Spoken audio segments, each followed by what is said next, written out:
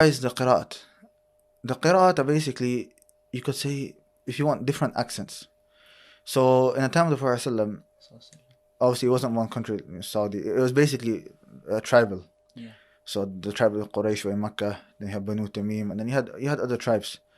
So each tribe, all of them spoke Arabic, and all of them spoke Fusha.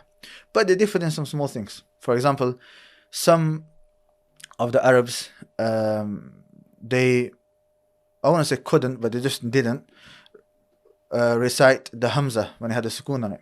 Yeah. So they wouldn't say mu'minun. Yeah. Right? Arabs generally, they like to make things easy. So instead of saying mu'minun, there's a bit of a jerk or something like that, they just say mu'minun. Yeah.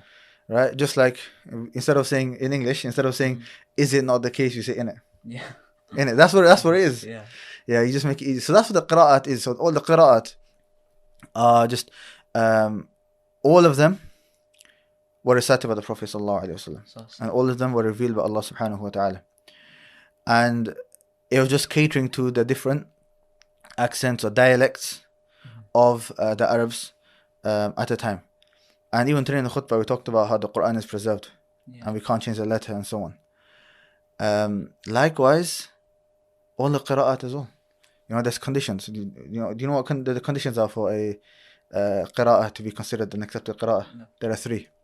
Ibn al-Jazari mentions in some lines of poetry as well. First, it has to be mutawatir, widespread. So it's not like just one person knows it. If only one companion knew it and the others didn't, right? That's not qira'ah, which is mutawatir. It's called shadha. So it's not one of those accepted qira'at that you can recite in salah. The second is that it has to follow the Rasm Uthmani, the font of Uthman radiallahu anh. And then the third is that it has to correspond to the Arabic language. If any of these 3 conditions are not there, then that's not qira'ah which is mutawatir. Qira'ah which is accepted. It's called qira'ah shadha, and you're not allowed to recite that in salah. There is other khilaf, this is usul al-fiqh now, where can you use that for fiqh rulings? Okay, because qira'ah shadha is, okay, if the Prophet didn't say it, if it's not Quran, maybe it was a tafsir of the Prophet. Or if the Prophet didn't say it, maybe it was the opinion of a sahabi. So even then it has some weight to it. So can we use it in fiqh rulings? That's a different, separate discussion in usul al-fiqh.